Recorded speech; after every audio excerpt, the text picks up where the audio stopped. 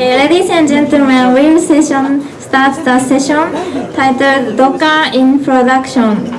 Please welcome Mr. Nathan Leclerc.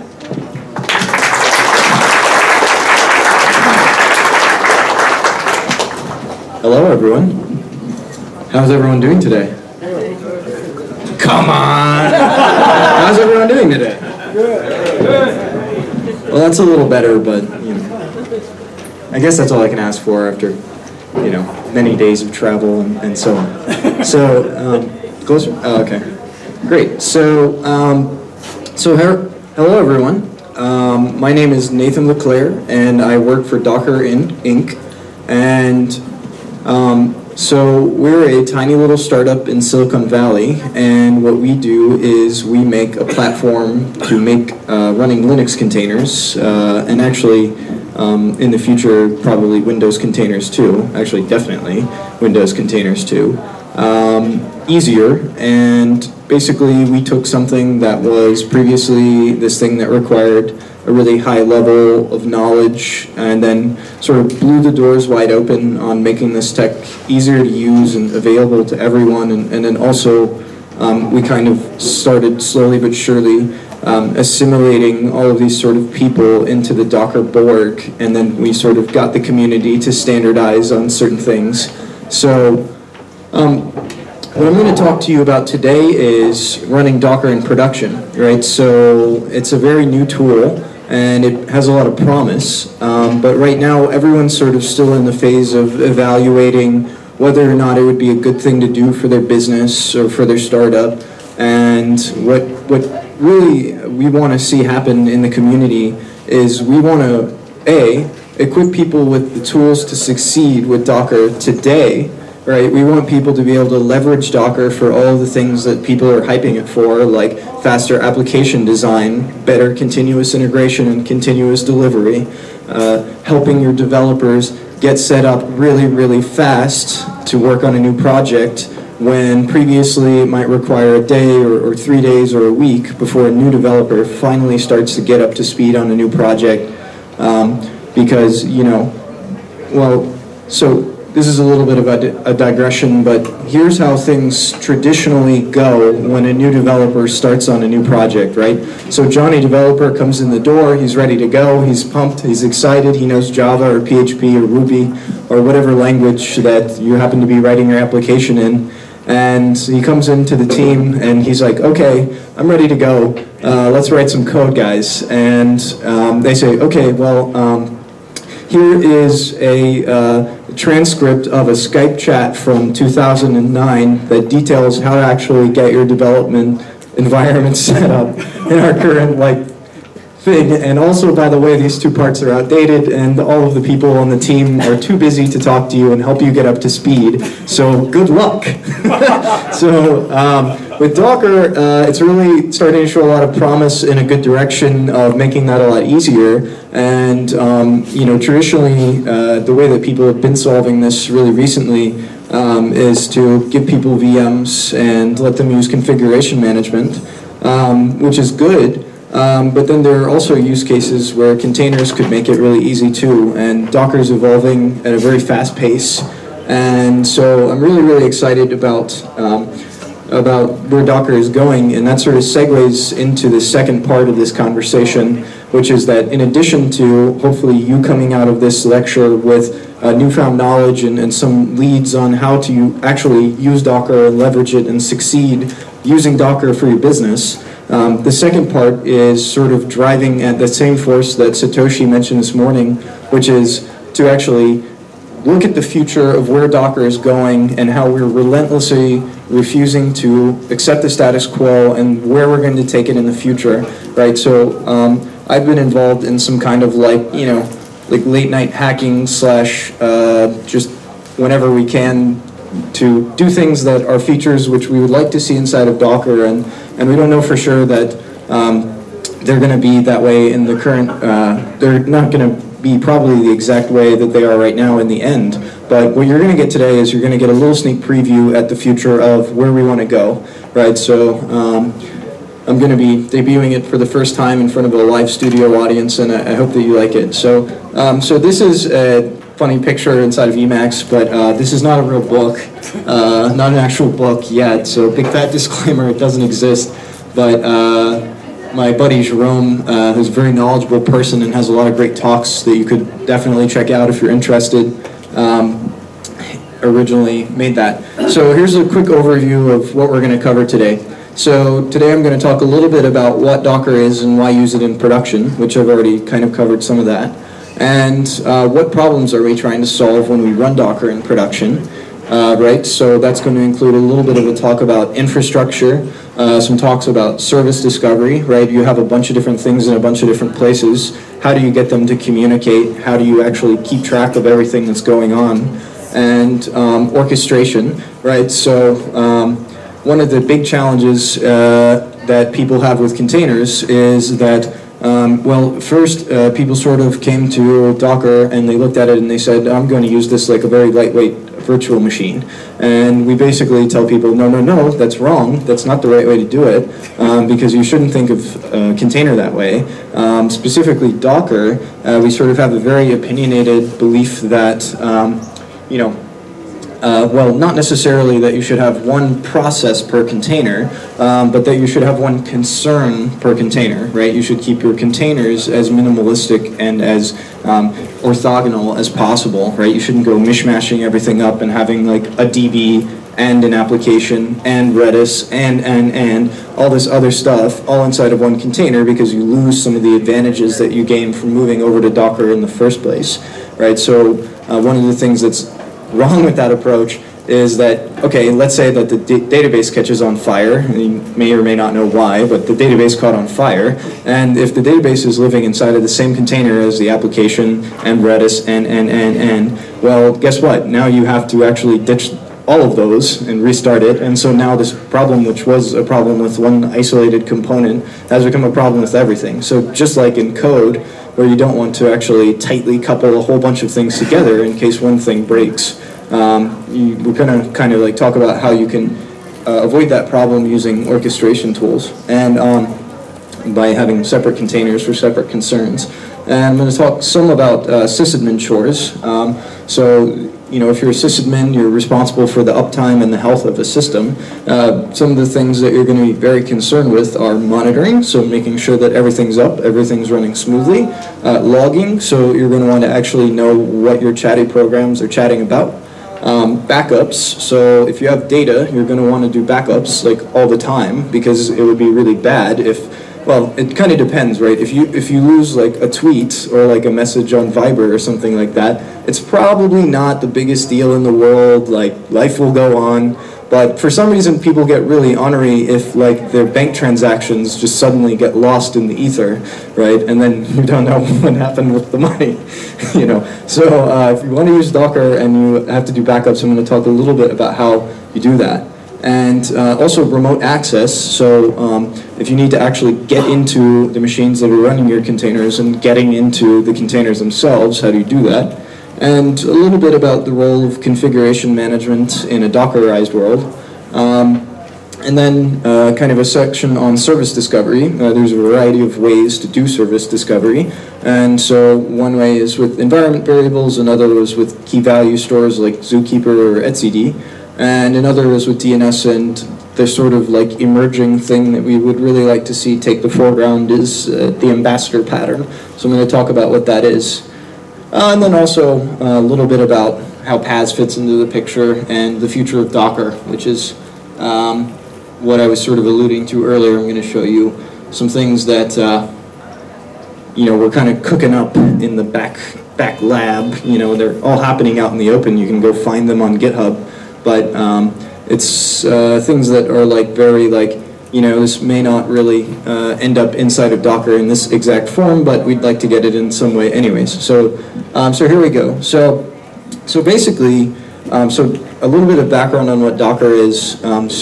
Originally it was a company called .cloud, and .cloud was the very first, or at least the most prominent, original multi-language platform as a service company. So basically you write your code, you define what sort of stack you need to run in a little YAML file, and then you do like .cloud push command on the command line, and you upload your app to someone else's servers.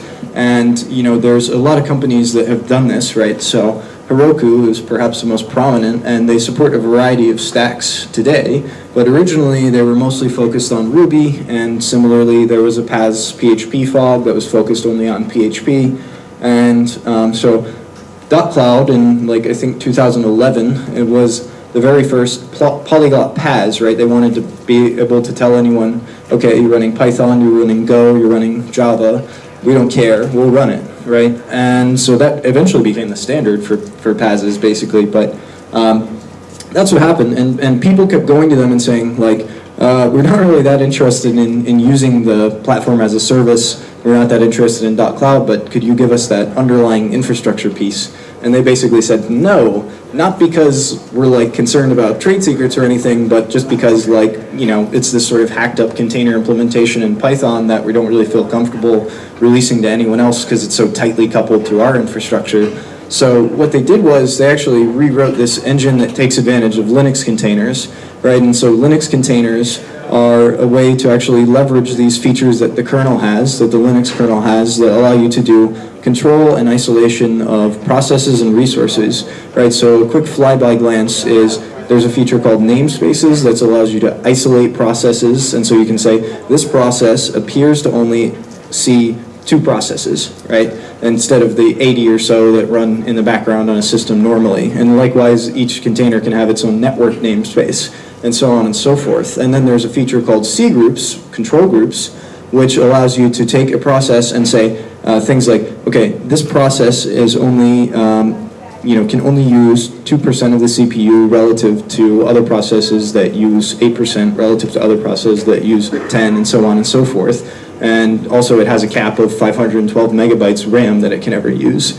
And so what happened was they rewrote this engine in Go, and they open sourced it, and it sort of blew up and exploded and snowballed, and here we are. And so the reason that people really like it is because it lets you take a known file system state and actually repeatably run a process in it across a bunch of different platforms, and you don't really care where you're running as long as it's a modern Linux kernel, right? So this has a lot of advantages for modern development because you can develop in one place, say it's on Ubuntu, because you don't want to pay the Red Hat license or whatever for a bunch of different things. And so you can develop in Ubuntu, but then at the end of the day, deploy on RHEL, and if you have everything inside of Docker containers, it will run the exact same everywhere, right? So if you build your images the right way, you get repeatability.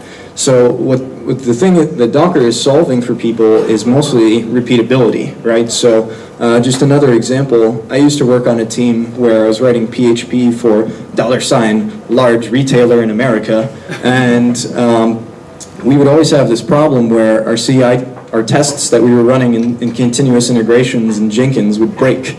And then the management would say, "Brah, developers, the test is broken, your code is terrible. Where's our money going to? The test is broken, that's the only metric we have to actually define the health of the build, the health of the app, and it's broken." And so we'd say, okay, calm down, it's fine, it happens, right? And we'd go to actually run the tests locally where we were developing, and they would pass, right? Who has had something like that happen, right? Like you ran the exact same code in different places and different things happened, right? Come on, more than that, I'm sure. Yes, exactly. So, basically, one of the things that Docker lets you do is get rid of that problem. And what we want to do is just blow away that problem for people forever. And there's still a little bit of a gap between sort of the dream and the end, where it is right now, but it's definitely closing. So that's all good and well, and Docker is fun and people play with it. And but you need to actually get it out to production somehow. So I'm going to talk about how you accomplish that, right? So the first thing that you have a problem with is, let's say that all of your developers are on Linux, which is sort of an issue in itself, right? But we have a thing called boot to Docker that's making that easier. And so they write their application, it's Dockerized, and everybody's happy, and you need to actually get Docker on a server somehow and maintain it, right? So you need to actually manage infrastructure. So right now there's a variety of ways that you can do that, right? So you can use configuration management, So that's a very tried and true standby, and it works really well, and there's a lot of advantages to doing that. So we highly recommend, for the time being, using something like Chef or Puppet or Salt or Ansible. There's a variety of tools, and whatever you prefer, really, right? Whatever makes you happy and works for you. And so you can actually use those tools, and most of them have Docker modules, to actually get to a point where your infrastructure is set up the way that you want it, right? You have the nodes that you need, and you're controlling them with the sort of like tool of your choice. And then you actually get to a point where you have Docker installed in all the places that you need it, and then you can also do all of the sort of Docker-y tasks that you need to do, like doing an update in place with those tools, right? So configuration management can be a really great tool for that.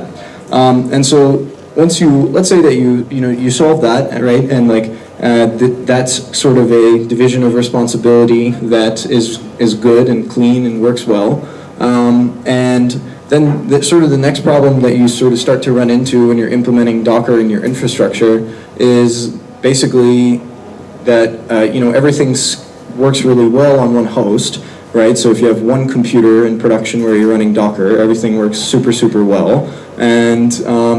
And by the way, there's a tool called Fig, which is really great for running Docker just on one host. Let's see here. There we go. And the website is at fig.sh, so fig.shell, and it's fast, isolated development environments using Docker. But I've also helped customers implement this in production, and it works out just fine. And Fig actually is developed by a company called Orchard, who were acquired by Docker, and so now Fig is a part of Docker.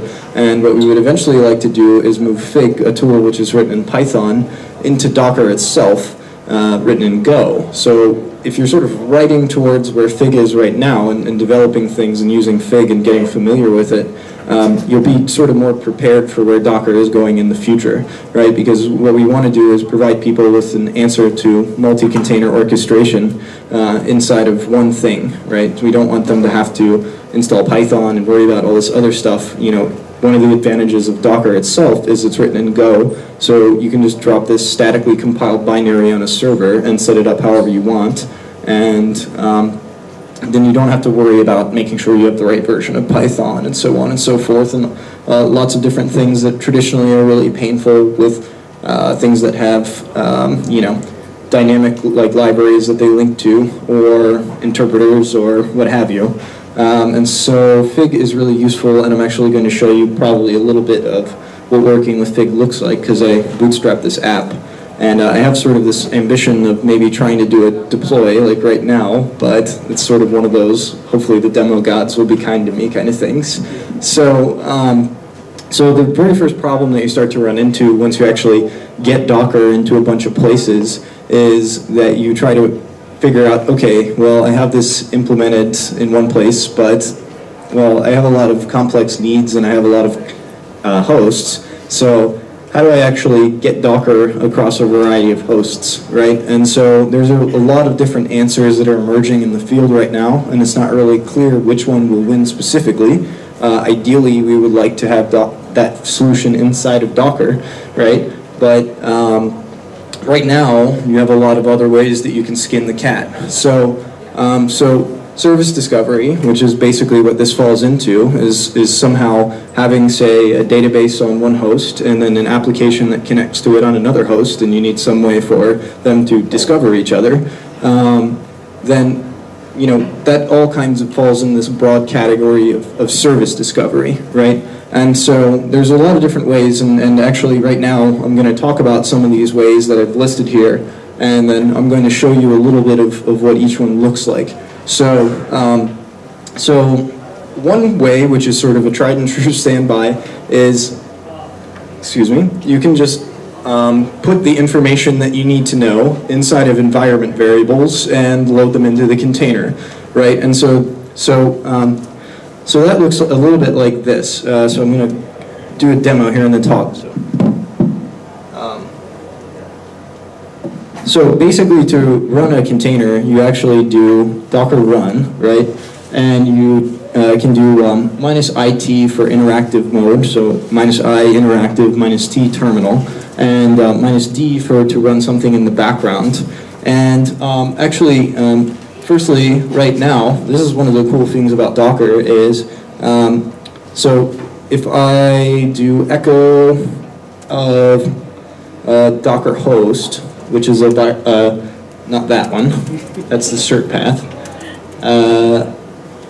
If I do echo of Docker host, which is an environment variable that value of which Docker host that you're connected to, we can see that I have it on this AWS instance that exposes 2375's port to connect to remotely from my Docker here. So if I run Docker version, then I get a result back from that remote server, so I'm actually connected to a remote Docker daemon. And this is sort of one of the cool things about the way that Docker is architected, is that it has a client-server architecture. So the client and server both live in the same binary, so by default, if they're on the local system, if they're both on a local system and they don't need to communicate over TCP remotely, they'll just communicate using a Unix socket that's at /var/run/docker.sock. And but you also have the ability to actually communicate remotely, so it opens up the doors on all kinds of cool things, right? So if I do docker ps, right, which is the command to actually show all of the containers that are running, and what I'm actually going to do is pipe it into less so that the output is pretty, because my terminal screen is like really big font right now, so you guys can see. So I have all these. I have these 5 containers running, right, and so 4 of them, the top 4, you can just ignore because I'm going to come back to them in a second. And but then this one is the one that I'm going to sort of talk about a little bit. And so this is a container that's running Nginx. So Nginx is a really high-performance HTTP web server.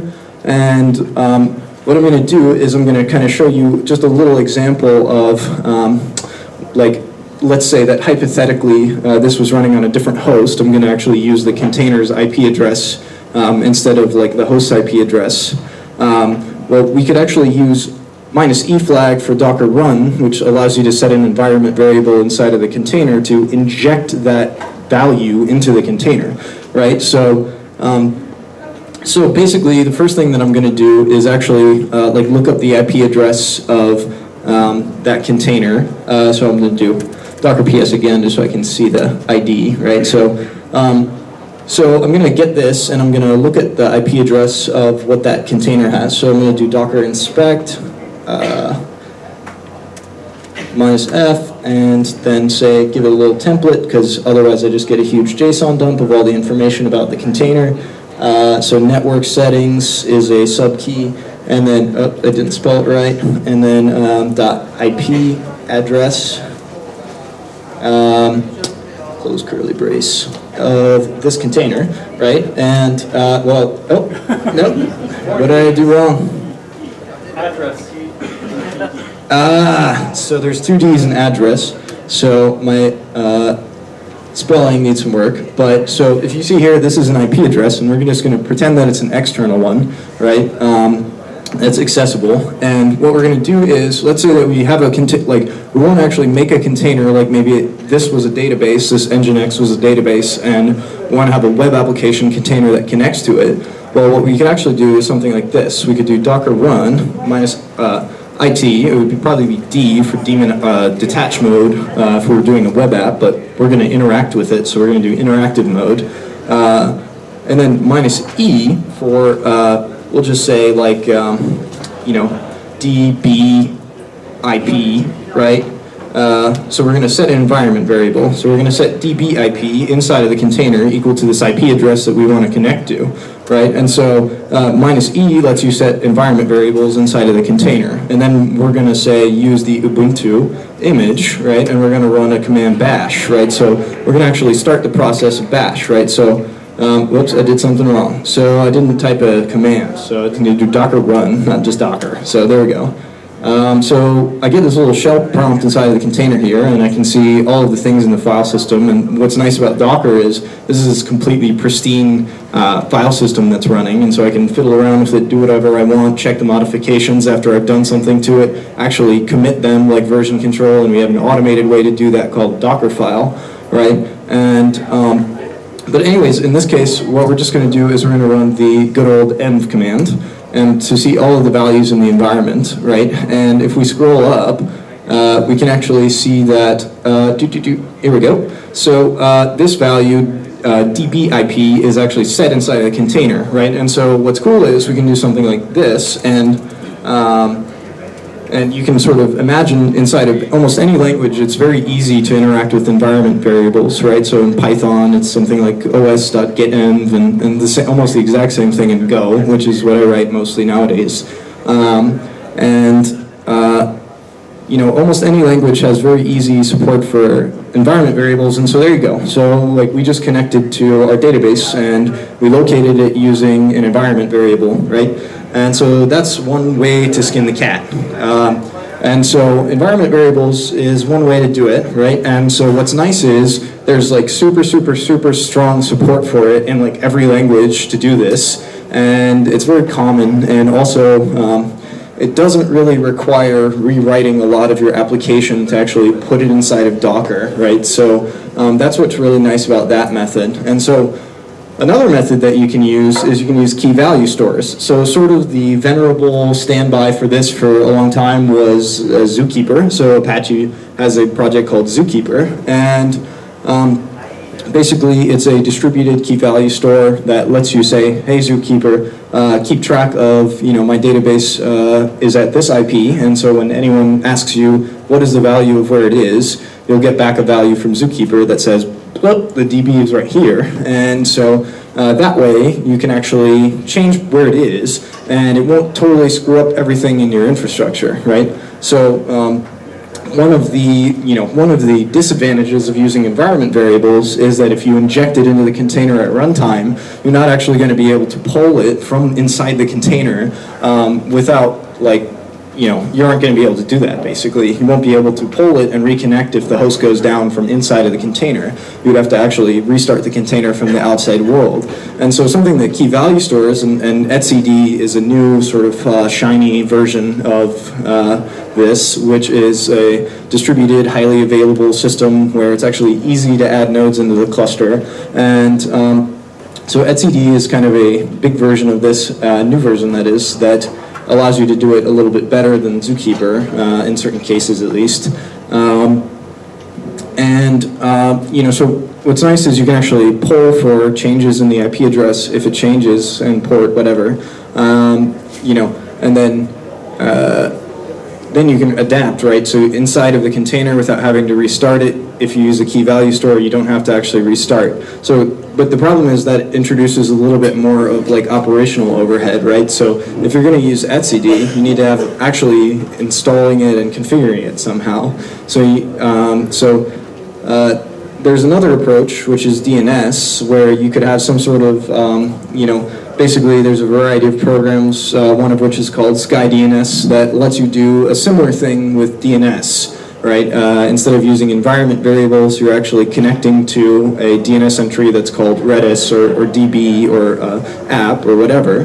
And you don't really care what's happening behind the scenes with DNS in that case. And so you kind of like, you remedy at least one problem that environment variables had, which is that you would have to actually restart it whenever you restart the container, change the value, and but you sort of still fall into that same problem that key value stores have, where if you're doing something sort of auto-magical with DNS, then what you're actually doing is you're introducing more complexity, more operational overhead, right? So it seems like there's no really great answer to this problem right now, and it is true that every approach has trade-offs, and so it matters based on your use case. Oh, and by the way, like this sort of thing, right? Whoops. There we go. So a lot of the time we have people sort of like hop on GitHub and like complain to us about Docker, saying like, oh, Docker's build is so inflexible.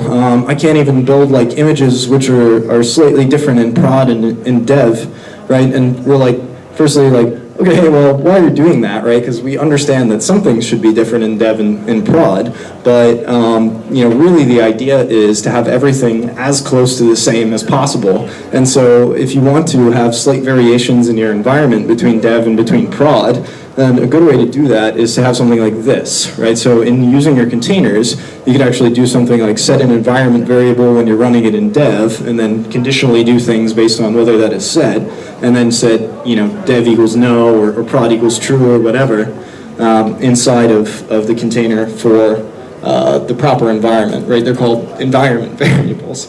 So when you need to do variation, the idea is to keep the image, which is the underlying file system piece, the same as much as possible, and not to introduce weird stuff where you're like running Docker exec on like live production containers and like basically totally destroying all of the advantages of using Docker in the first place.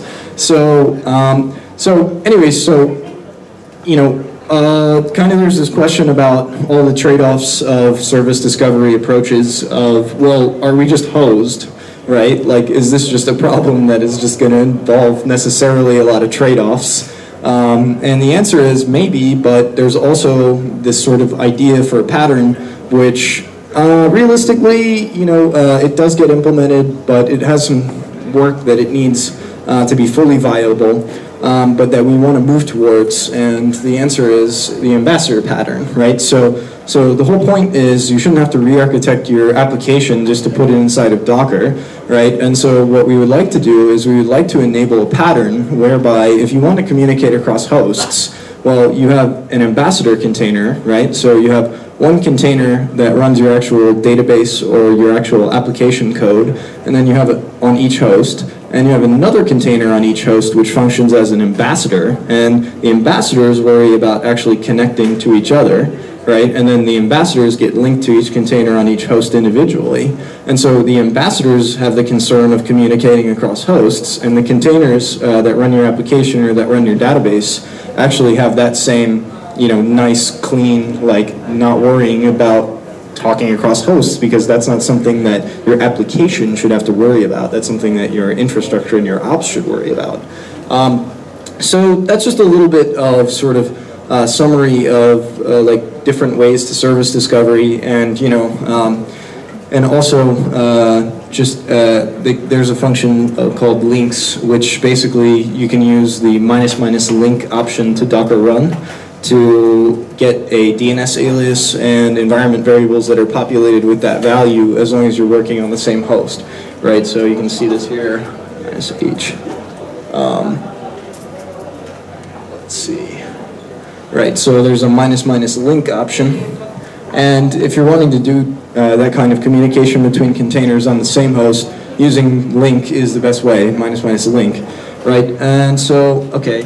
Good, so I'm looking pretty okay on time, and what I want to talk about is firstly just a little bit about Fig, since it's a really nice way to orchestrate containers on one host, a little bit about the other options that are available if your infrastructure is a little more complicated, and then also show the super cool future stuff. So basically, if I do like Fig PS, I can see these containers that I ran using Fig up on the website that I mentioned I have running on EC2, right? And so this is what I'm talking about, right? This is Fig. And basically, we have this set up right here, and it says, hey there, Optum.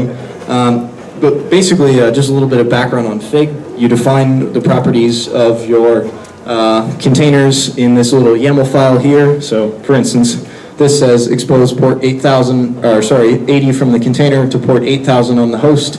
I'm setting environment variables like this, and also I'm saying, okay, use the web directory to actually build this Docker image and link to it, link this image together with all these other containers that I'm defining, right? So I have a database that's running MySQL, this is a PHP app, and I have a Redis container so that if I want to use a fast key value store, I can use that, right? And I also have beanstalk D container if I want to run background jobs, and I link all of those together with -- link to the original container. So it lets you kind of specify this like static container configuration, and basically very quickly bootstrap a bunch of those containers running together with the right properties using FigUp, right? So the way I actually created that website that I showed you, this one, was with FigUp, right? And so, well, what if we want to do a really quick deploy, right? So let's do one.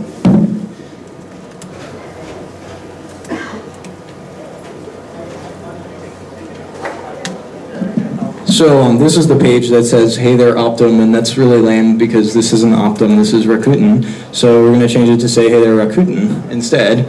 And here we go. So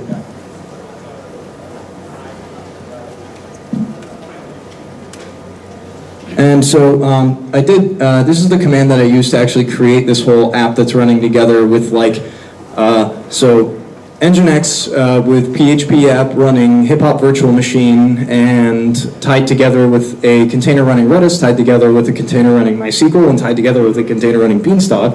And I bootstrapped that whole infrastructure using this one command because I'm connected to that remote Docker host, right? And by the way, you really shouldn't be exposing port 2375. You should be exposing port 2376 on using TLS. Because, you know, basically bad people could do bad things if you do that. So, anyways, so I bootstrapped that whole thing using this one fig command, and I already started that all up, but what I'm going to do is I'm going to run that same command again, but before it I'm going to do fig kill to kill the existing containers and fig build to rebuild the images, and then I'm going to run that same command again, right? So I'm going to actually kill the containers that I have running on that host right now, and then I'm going to rebuild the container that I ran before.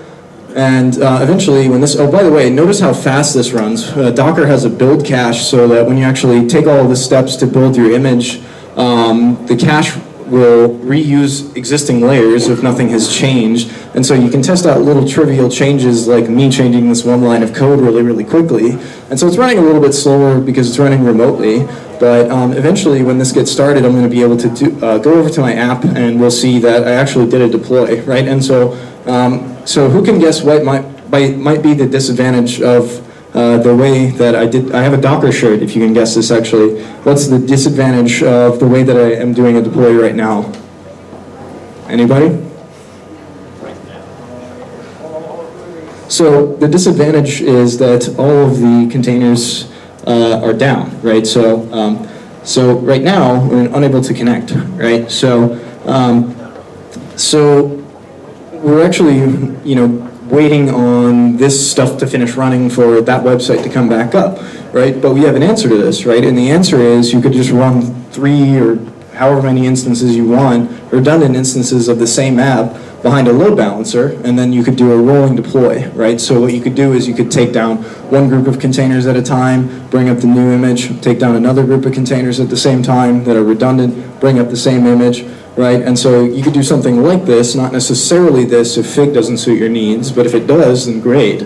Then you could do something like that to actually have a zero downtime deployment and do it pretty quickly, right? And so, you know, by the way, you know, this is running stuff that's already cached and added and stuff, and it'll be back up very quickly.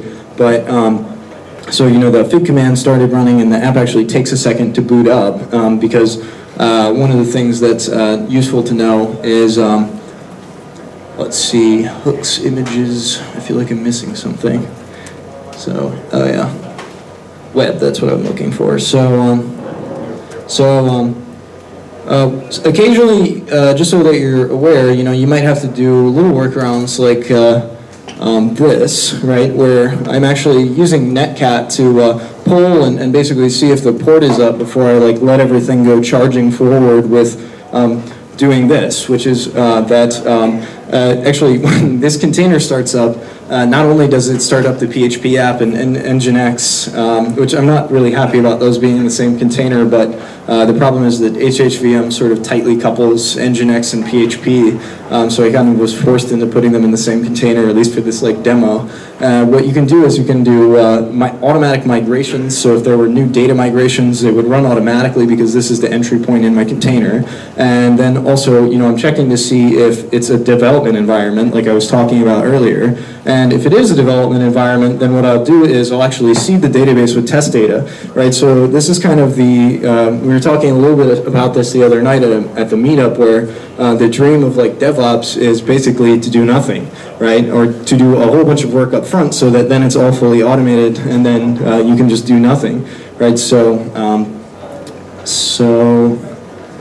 that should be started up, right? So if you see here, come on, boom! Hey there, Rakuten. So we just did a deploy, right?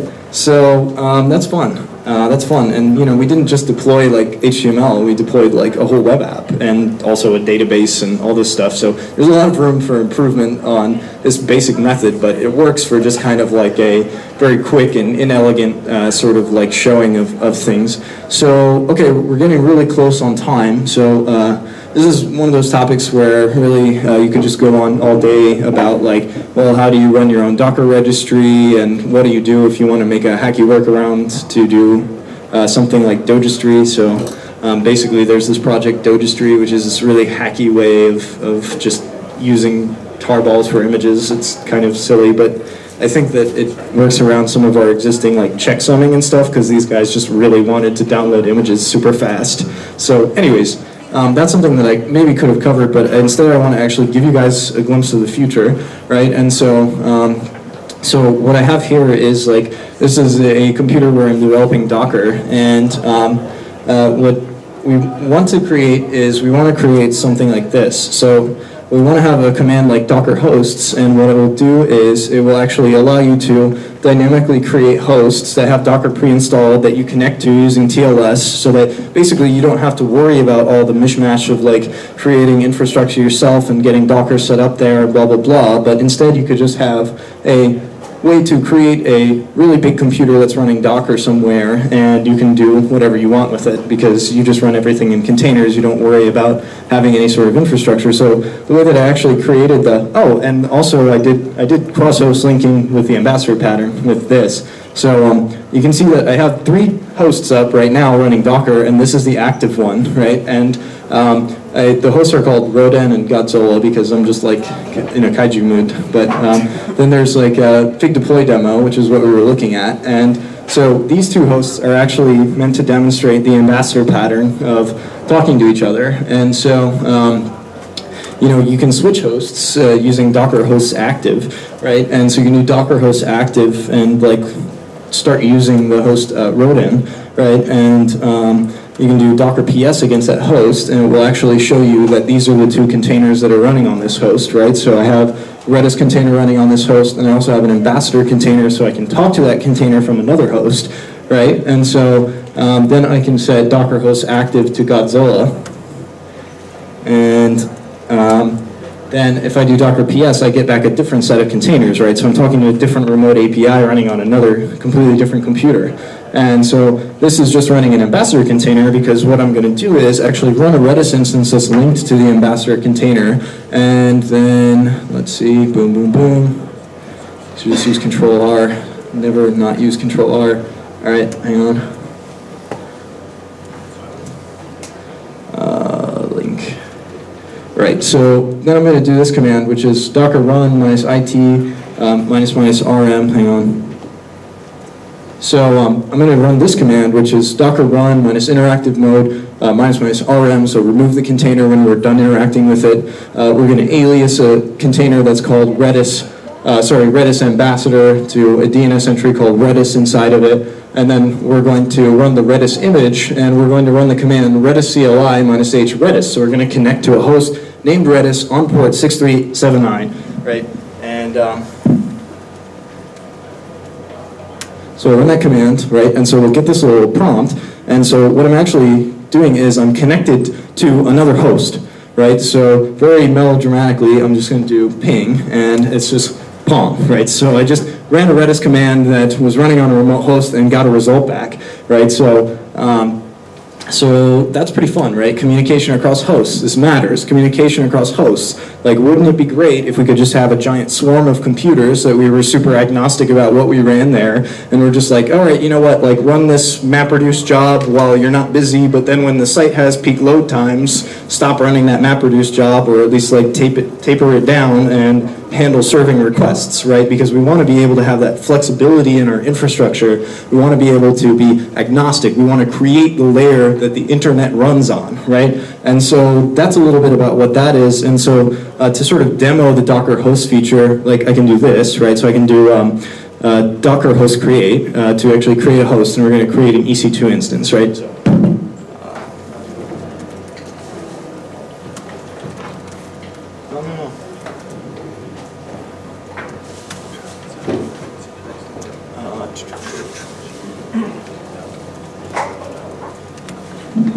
So what this is actually going to do is it will use an existing security group that is meant for the purposes of running Docker to connect to remotely, create a key pair to access, authorize access to the instance over SSH, actually run the command to create the instance, wait for SSH to come up, connect to the Docker daemon that's running when SSH comes up, and eventually it will include TLS verification and stuff too to make sure you're nice and protected and you're not like exposing sockets to the outside world. So we're actually waiting for SSH to come available, and then when it comes up, we're going to actually see that this becomes available as the active host, and also it gets tagged with an instance name and stuff, and we can like go over to the AWS console and look at all this stuff, and you know, we're actually creating real configurable changes in infrastructure. And it also will, you can use a whatever AMI that you want, but right, I actually use an AMI that has Docker out of the box, and then you just do some very basic provisioning to allow remote connection. And so basically, you know, in like 30 seconds or so, I actually created a AWS EC2 instance that's running Docker that I can connect to remotely, just out of the box using Docker, right? And so, big fat disclaimer, this isn't in like real Docker yet, right? But this is just like, this is what I was talking about. This is like the backroom lab stuff where we like put on the white lab jackets and we're like, this is what we're working on, cooking up in our spare time, you know, to actually create the future. We want to innovate, we want to create the future, we want to provide a solution that works seamlessly and has a great design. And so you can see here that we actually can call out to hosts for their state and also get their state back concurrently, so it runs nice and fast. And so we can do Docker host RM of, you know, all the things that exist and just really set up and tear down infrastructure super fast, right?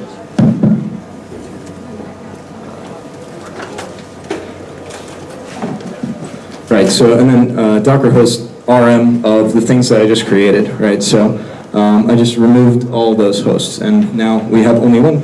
No, Fig deploy demo I still have up, but that's okay. So I just removed all of the like very Japanese hosts, and still have Fig deploy demo up, but I can also remove that. And then so you know, basically this is what I was talking about, like the future of Docker. We want to have this. We want to have, you know, orchestration inside of Docker that works on one host and also scales to multiple hosts. And we want to provide a way for people to continue having choice and flexibility and deploying really fast and creating awesome things. So I'm like totally out of time. Thank you everyone. I really appreciate you coming, and you guys have been really great listeners, and I'll be hanging around for questions and whatever you want to just come up and you know, talk to me or whatever is cool. So thank you so much everyone. So.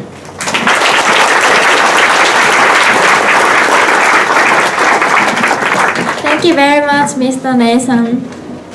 So we start the next break. If you have any questions, please talk with him directly on the break time.